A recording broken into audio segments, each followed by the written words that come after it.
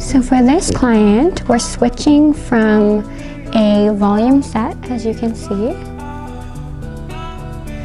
to a classic set. So we're going to kind of achieve a hybrid look by the end of the set. And normally last time we did a cat eye, but we're switching to something that will suit her eye shape a little bit more by doing a natural, what I call a natural form. So we're going to start our longest length at the middle of the eye and move toward the outer of the eye with the same length. And I'm going to go a little bit longer than normal for her today, just to kind of intertwine the previous cat eye set with the new natural form set. So it'll really blend and cause a really nice end result. So I'll be working on my inner corners with an 8mm being my shortest, and then my longest point will use a few 13mm and lots of 12s and 11s in those areas there. And I'm going to quickly transition from 8 about here, and then 9, and then about here we're going to start 10s, and then quickly into our 11s and 12s. And when I work with classics, I can work by either putting the lash on the bottom of the natural lash, the top, or either of the sides. So I find when my lash veers to the left, I place it on the right and vice versa. And then when the lash is really curly, I'll place it underneath, and when it's straight, I normally place it on the top.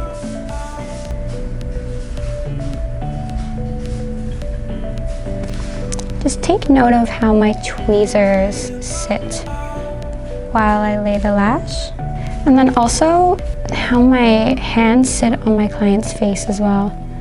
Sometimes I find I wrap my hands around the client's nose or around the side of her face because it gives me a lot of support while I'm working.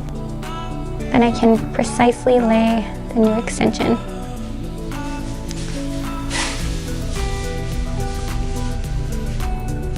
For this set, I'm working with, like I said, my 8mm into my 13 being the longest, and just a few 13s to balance out those end corners that are already there with our volume lashes. But I'm working with a 0.15 and a 0.18 diameter classic lash, and in a D curl because she really likes dark and dense lashes.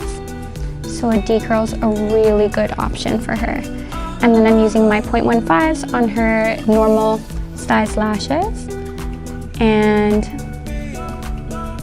a 0.18 on her stronger lashes. And I am using a flat lash for this.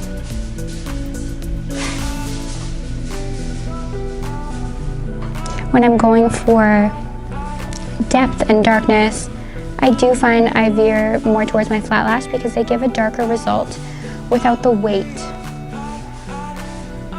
A 0.15 flat lash is actually the equivalent weight of a 0.07 flat lash, so I know that it's very, very healthy and strong.